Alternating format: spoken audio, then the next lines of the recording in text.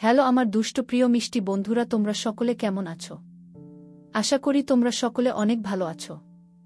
বন্ধু, আজ তোমাদের মাঝে নিয়ে আসলাম নতুন একটি লাগালাগির গল্প। বন্ধুরা, গল্পটি শুনলে তোমাদের দাঁড়িয়ে যাবে, তোমরা হাতের কাজ করতে বাধ্য হবে। তাই ভিডিওটি না টেনে শেষ পর্যন্ত গল্পটি দেখুন। চলুন বন্ধুরা, আর কথা না বাড়িয়ে গল্পটি শুরু করি। ছেড়ে দাও ওকে, মেরো না, ছেড়ে দাও। কি করছো তোমরা? মেয়েটাকে আগুনে পুড়িও না, মরে যাবে মেয়েটা, ছাড়ো প্লিজ, ছেড়ে দাও ওকে। ভাইয়া কোথায় তুমি? মেয়েটাকে বাঁচিয়ে নাও, মরে যাচ্ছে মেয়েটা, প্লিজ ওকে ছাড়ো তোমরা।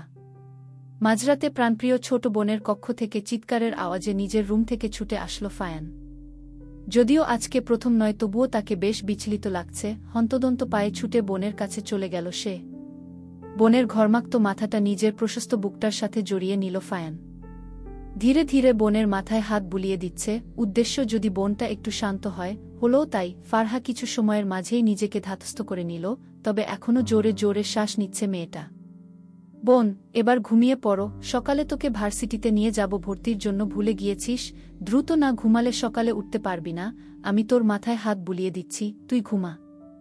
ফারহা বড় ভাইয়ের দিকে ফ্যালফ্যাল করে তাকিয়ে আছে। ফায়ান আরেকবার বলতেই সে বাধ্য মেয়ের মতো শুয়ে পড়ল। ফায়ান হেসে বলল, এই তো আমার লক্ষ্মী বাচ্চা, বলেই বোনের মাথায় একটা চুমু এঁকে দিল। ফারহা চোখ বন্ধ করতেই এক ফোঁটা পানি চোখের কার্নিশ বেয়ে ঝরে পড়ল। ফায়ান তা দেখে দীর্ঘশ্বাস ফেলল। এছাড়া তার কিছু করার নেই।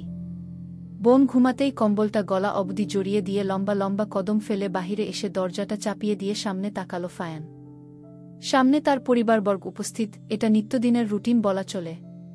তার মা সোনালি মুখে আঁচল চেপে কাঁদছে, আর তার বড় আম্মু অর্থাৎ বড় চাচার স্ত্রী মাকে থামানোর ব্যর্থ প্রয়াস চালাচ্ছে। ফায়ান দ্রুত পদে নিজের কক্ষে এসে দরজা বন্ধ করে দিল। একটা মাত্র বোন তার, ভীষণ আদুরে। ছোট ভাই তো কবেই দেশ ছেড়েছে, তারপরও সোনালি তার দুই ছেলে মেয়েকে আঁকড়ে ধরেই বেঁচে আছে বলা চলে। এখন তো তার মেয়েটাও অসুস্থ। কফি মেকার থেকে এক কাপ কফি ঢেলে বেলকনিতে চলে গেল ফায়ান। এক হাতে কফির মগ ধরে আছে, অপর হাতটা কালো রঙের ট্রাউজারে স্থান পাচ্ছে।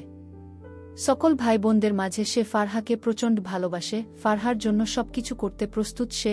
বাহিরে শক্ত কর্মঠ এবং রগজটা একজন মানুষ হলেও পরিবারের কাছে সে শিশু সুলভ আচরণ করে, যেন পাখি তার নীড়ে ফিরেছে। বিশেষ করে বোনের কাছে বোনের সব আবদার পূরণ করতে তৎপর ফায়ান। তার সেই আদুরে বোন আজ প্রাণঘাতী অসুখে জর্জরিত। একটা অ্যাক্সিডেন্টে সে ট্রমায় চলে গেছে। দেশ বিদেশে বহু সাইকোলজিস্ট ডাক্তারদের খাটিয়েছে সে, কিন্তু সকলের এক কথা, এই ট্রমাটা ভীষণ গভীরভাবে তার মনে দাগ কেটে গেছে। একদিন, এক মাস, এক বছর, মানে কোনো নিশ্চয়তা নেই যে কবে ফারহা ভালো হবে। কবে থেকে বোনের মুখের হাসি দেখে না ফায়ান। তার বোন আগের মতো খিলখিল করে পুরো খানভিলা মাথায় তোলে না। ভাবতেই বুকের ভিতর চিনচিন ব্যথা অনুভূত হল। সেই সাথে পাল্লা দিয়ে বাম পকেটের ফোনটাও বেজে যাচ্ছে। বাঁচতে বাঁচতে কলটা কেটে যেতেই কল ব্যাক করল ফায়ান। ওপাশের লোকটা হাঁপাতে হাঁপাতে বলতে লাগল, ভাই রায়হান শেখের লোকেরা আমাদের ছেলেপেলেদের উপর হামলা করেছে। ফায়ান শান্ত কণ্ঠে বলল, ধরতে পেরেছ? ওপাশের লোকটা এবার যেন গর্বের হাসি হাসল। জি ভাই, ধরে বেঁধে রেখেছি, খুব হয়রানি করিয়েছে। এবার আপনি যদি বলতেন এদের তোষামত কিভাবে করব। এবারেও শান্ত কণ্ঠে উত্তর দিল ফায়ান। মাংস রান্না করার সময় পেঁয়াজ কিভাবে কাটে জানো তো নাদিম? নাদিম উৎসাহের সহিত বলল, জি ভাই, আপনি তো জানেনই আমি নিজের রান্না নিজে করি। ঠিক সেভাবেই তাদের কুচি কুচি করে কেটে শেখ ভিলায় পাঠানোর ব্যবস্থা করো। শান্ত কণ্ঠে কথাটা বলেই খট করে কল কেটে দিল ফায়ান। রাজনীতিতে এসব বা হাতের কাজ।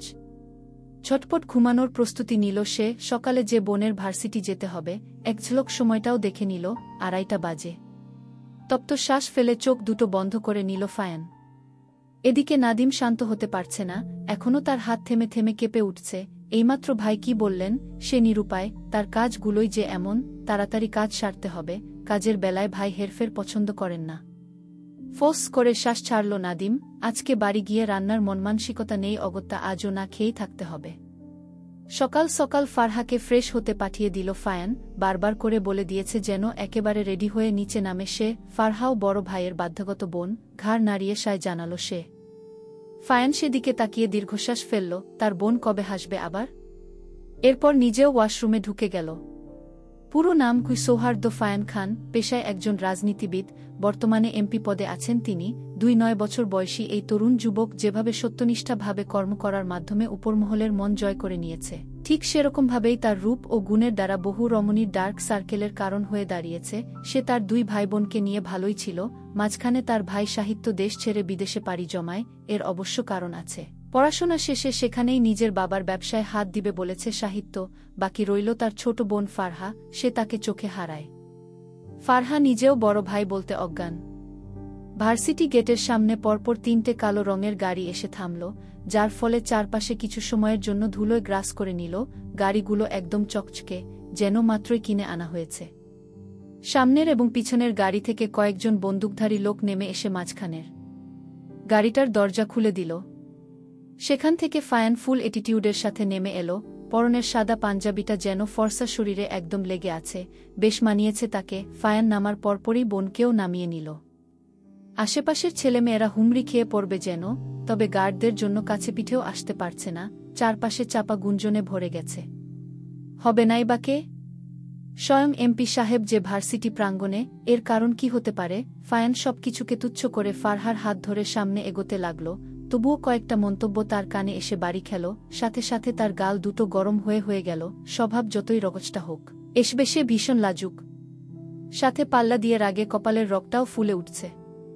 কি সৌহার্দ্য ফায়ান খান! একদম চকলেট বয়! ইচ্ছে করছে খেয়ে ফেলতে গু। সাদা পাঞ্জাবিতে বেশ মানিয়েছে গিউ। গলার নিচে তিলটা দেখেছিস? কামড়ে খেয়ে ফেলতে ইচ্ছে করছে গিউ।